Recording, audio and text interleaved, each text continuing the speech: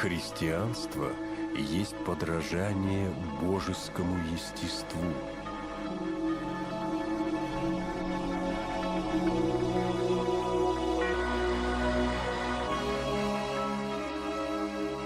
Бога не видел никто никогда, единородный Сын, сущий в недре Отчим, Он явил.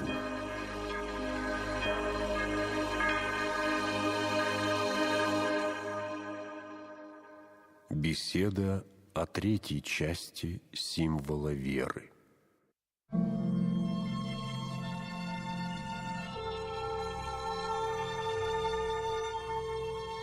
В третьей части символа веры говорится о первом пришествии Господа Иисуса Христа на землю.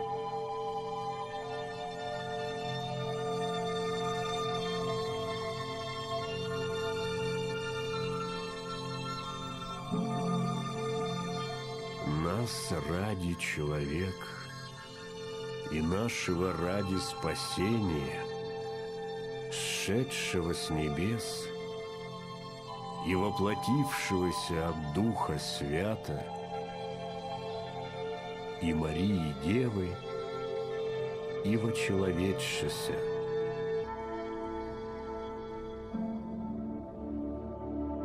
Господь приходит на землю, чтобы спасти человека, которого Он создал. Спасти посредством мучительных страданий и крестной смерти свое возлюбленное творение, свой образ и подобие, ради кого Он создал, как прекрасный дворец, этот мир, зажег звезды и светило на тверди небесной, насадил райский сад, возвеличил которого паче всякого творения и поклониться которому, как Господину, привел всякую земную тварь. Почтил его истинно божественными свойствами, разумом и свободой, ожидая от него только одного – ответной любви.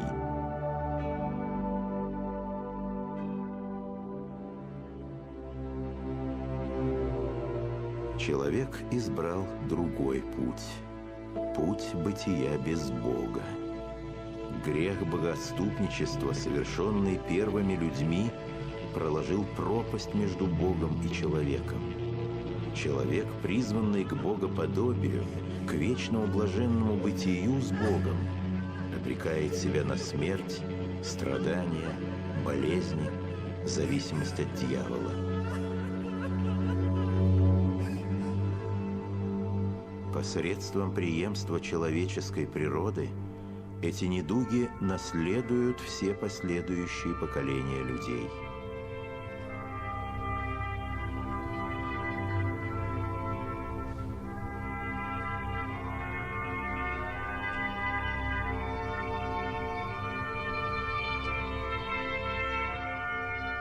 Никому, кроме Бога, не под силу спасти человека от этого тяжкого, хотя и заслуженного бремени. И Господь еще в раю, прощаясь со своим блудным сыном, обещает ему, что наступит день, когда один из рожденных Евой сотрет голову змею и уничтожит власть греха и смерти.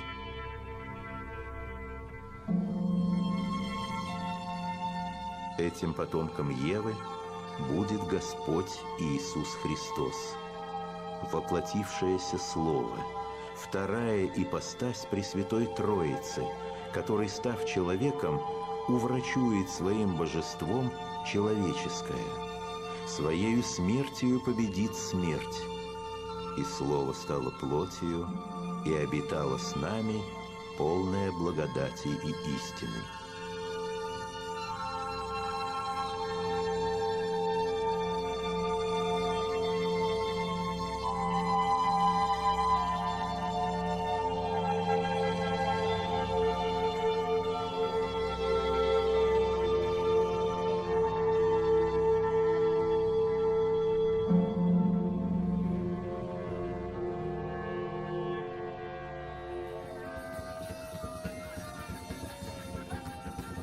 Произошло это тогда, когда настала полнота времен, когда лучшие из язычников уже устали от игрищ с божествами и духами. А лучшие из иудеев поняли, что даже самое тщательное исполнение предписаний закона не может наполнить бесконечную жажду человеческого сердца. Когда человечество, пройдя долгий путь мытарств в поиске утерянного, пусть в небольшой своей части, но уже было готово к принятию истинного учения о Боге.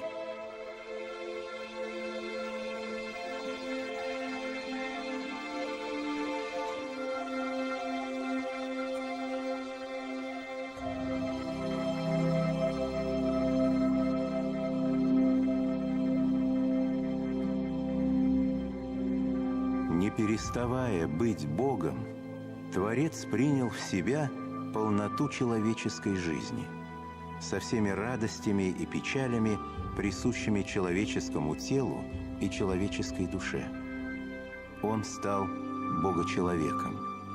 Именно стал, а не начал казаться. Он не просто принял облик человека, а действительно принял в себя все, свойственное человеческому бытию, кроме греха. Не только тело, но и душу, и волю человека он сделал своими. Он прошел человеческий путь от начала до конца.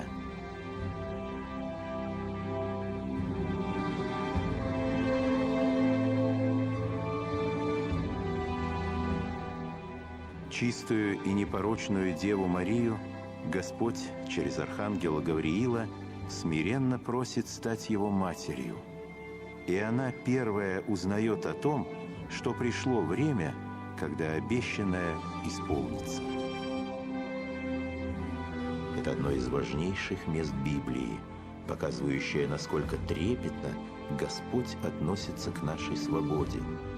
Желая спасти нас, Он и спрашивает на это нашего согласия, не желая навязывать свою волю даже в благом.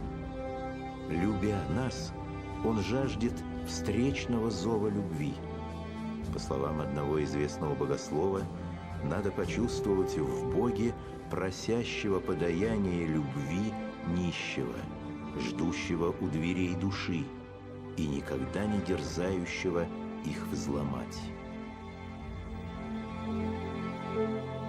И лишь когда он слышит человеческое согласие, да будет мне по слову твоему, лишь тогда слово становится плотью.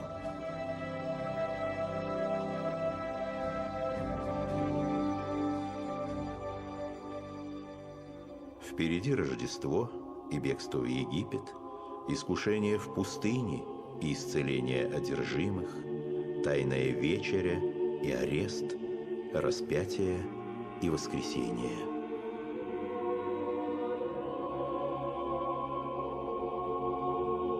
Он родится скромно и незаметно, так как вроде бы не подобает владыке и царю вселенной.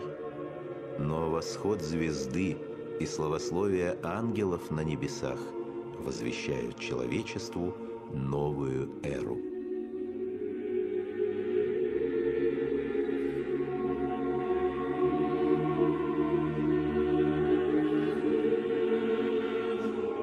«Ибо так возлюбил Бог мир, что отдал Сына Своего Единородного, дабы всякий верующий в Него не погиб, но имел жизнь вечную».